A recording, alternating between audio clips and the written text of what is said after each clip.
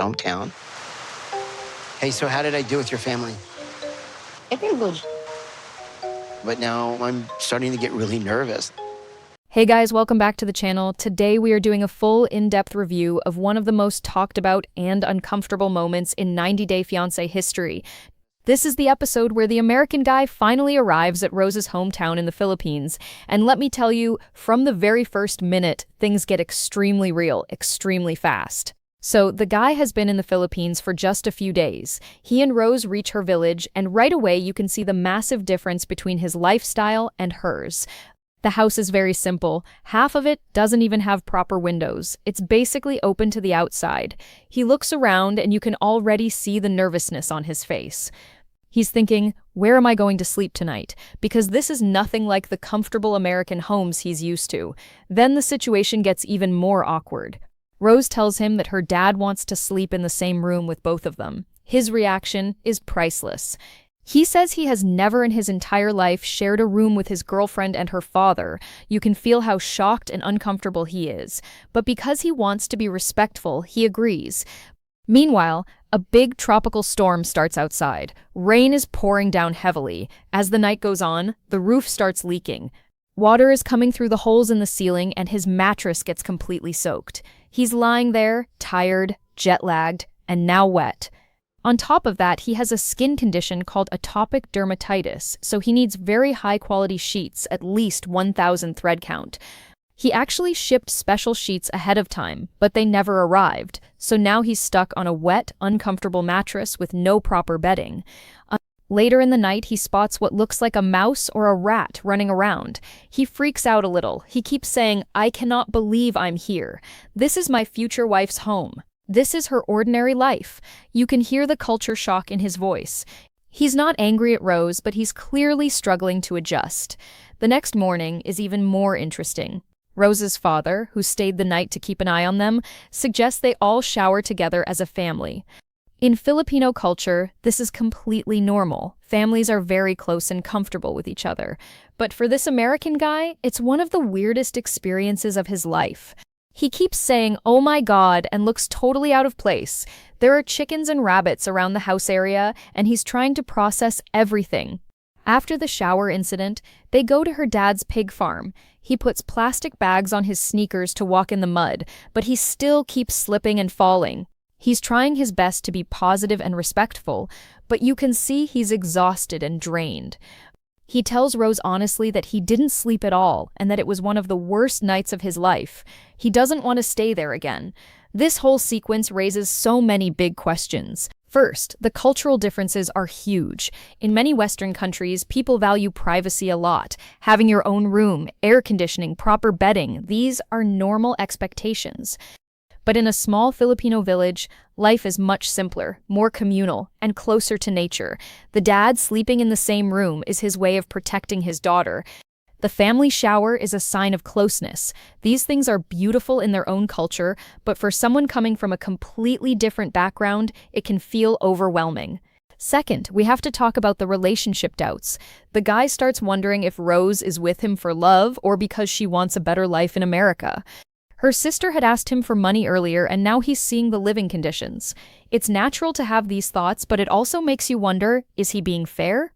Rose grew up in this environment. This is her normal. She seems patient, understanding, and very caring toward him even when he's complaining.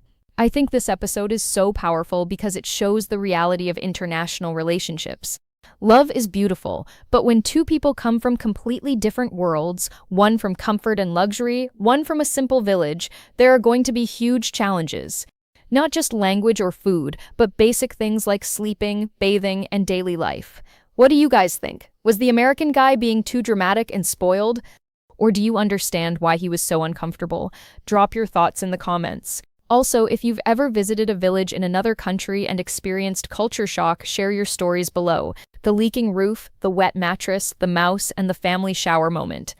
Now let's continue the story. After that tough night, he tells Rose directly that he cannot stay there again. He suggests booking a hotel room and taking her on a little vacation. Just the two of them.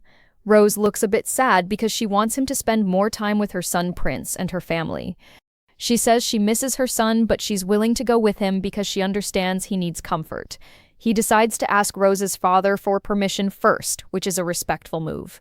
They go to the pig farm again, and in the middle of the mud and animals, he nervously asks if it's okay to take Rose away for a few days. The dad eventually agrees, and you can see the relief on the guy's face.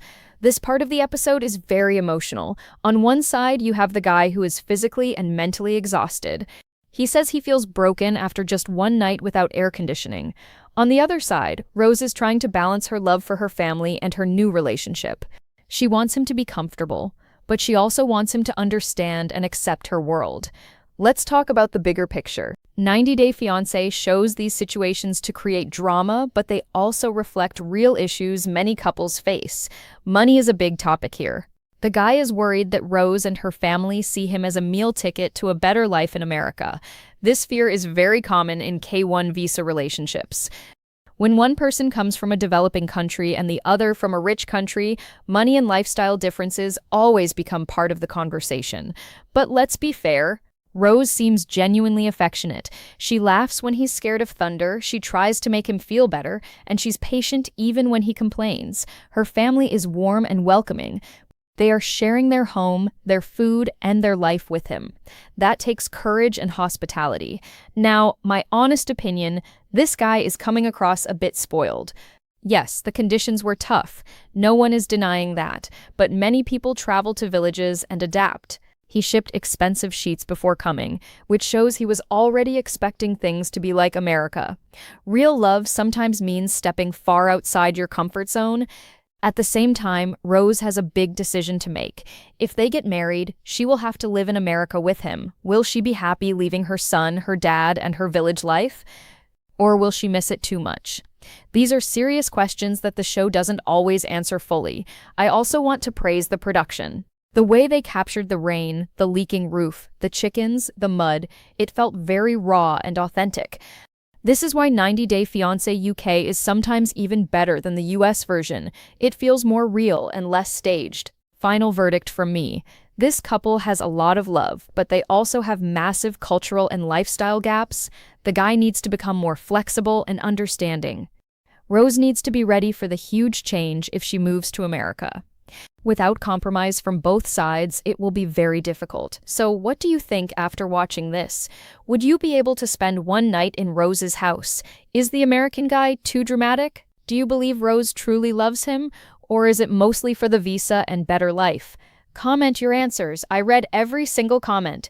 If you enjoyed this long review, smash the like button, share the video with your friends who watch 90 Day Fiancé, and subscribe for more detailed episode breakdowns. Next time, I might review another dramatic couple from 90 Day Fiancé UK or the US version. Thank you so much for watching. Stay tuned, and I'll see you in the next video. Bye!